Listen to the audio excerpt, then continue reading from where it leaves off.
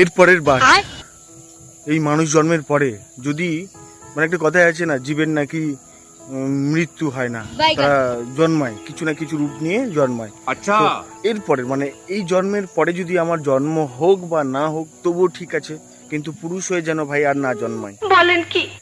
শালা বউ খুশি তো স্বামীও খুশি, আর স্বামী খুশি হলে বউ চিন্তা করে এত খুশি কেন।